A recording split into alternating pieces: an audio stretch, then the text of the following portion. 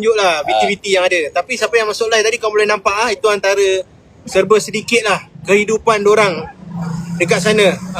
Korang faham tapi ada benda yang jadi tadi tu, itu memang luar kawalan kami, luar kuasa kami. You see guys, kita sekarang tengah buat benda ni untuk rakyat, untuk kita punya remaja siapa? Generasi yang akan datang. Next generation. Okey, kita tengah buat benda tu. Padahal kita taklah muda mana, kita okey je lah. So yang tengah baru habis belajar semua, kita tak nak korang semua terhanyut. And then tak dapat peluang-peluang apa yang patut korang dapat. So kita tengah berjuang. Hak kita. Okey, kita risau pada anak kita yang akan datang. So kita tengah buat benda tu actually. And then apa yang berlaku tadi, sometimes kita kan panggil ramai orang. Time ramai orang datang, kita tak tahu siapa-siapa yang masuk dalam tim kita.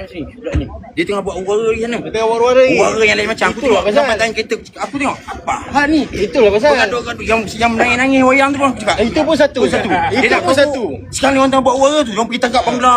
Bangla tengah naik motor dia tangkap. Nampak? Benda ni bahaya ni. Nampak? Kita dah dekat sini Kita dah dekat sini, so, tapi ada orang tengah provoke. Kami pun lalu je tadi kami lalu ke sini. Masih lagi. Kita memang bukan nak cari masalah, kita nak tunjuk je, nak tunjuk. Tak tahu lah dia spy. Kita kat sini. Sampai aku daripada sini tadi. Kita semua kat sini dah. Memang tak ada, tapi ada orang tengah provoke. Tak tahulah benda ni mereka sakit hati. Kita tak kenal siapa. Mereka pergi ambil kunci motor lah. Orang cuba sabotaj. Cuba sabotaj. Padahal kita viral kan geng, screen record ni korang post dekat semua media sosial